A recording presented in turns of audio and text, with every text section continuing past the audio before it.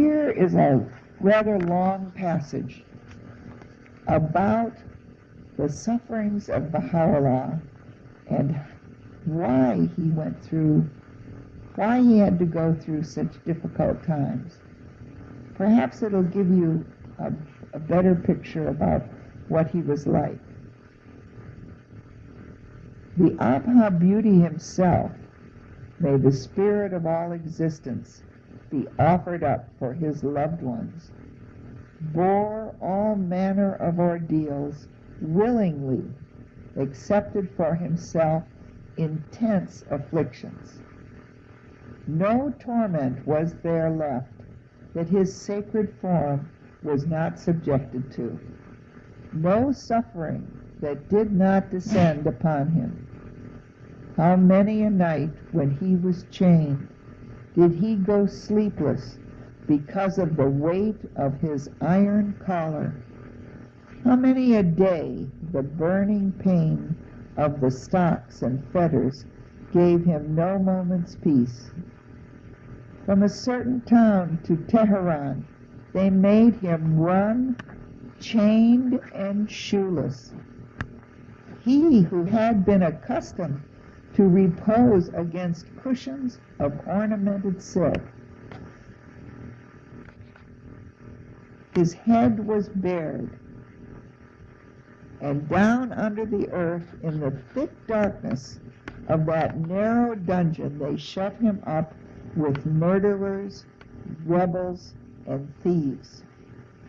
Ever and again they assailed him with a new torment, and all were certain that from one moment to the next he would suffer a martyr's death. After some time they banished him from his native land and sent him to countries alien and far away. During many a year in Iraq no moment passed but the arrow of a new anguish struck his holy heart.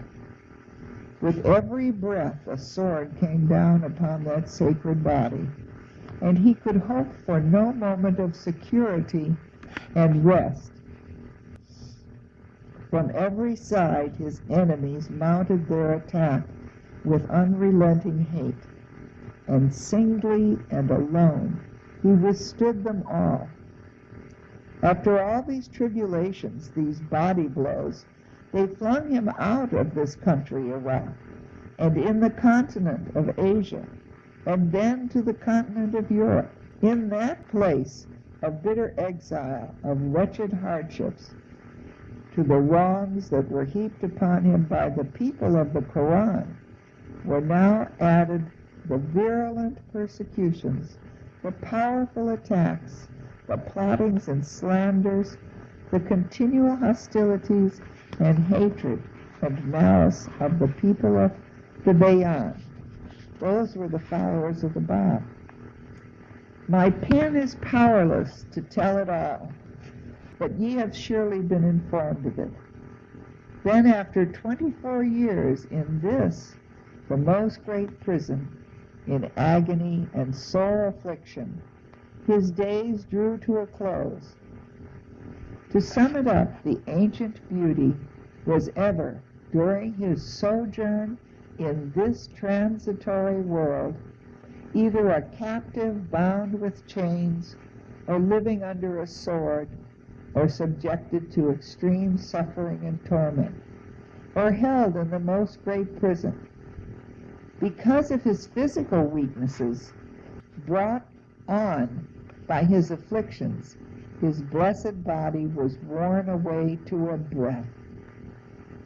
It was light as a cobweb from long grieving, and his reason for shouldering this heavy load and enduring all this anguish, which was even as an ocean that hurleth its waves to high heaven, his reason for putting on the heavy iron chains and for becoming the very embodiment of utter resignation and meekness was to lead every soul on earth to concord, to fellow feeling, to oneness, to make known amongst all peoples the sign of the singleness of God, so that at last the spiritual oneness deposited at the heart of all created things would bear its destined fruit, and the splendor of,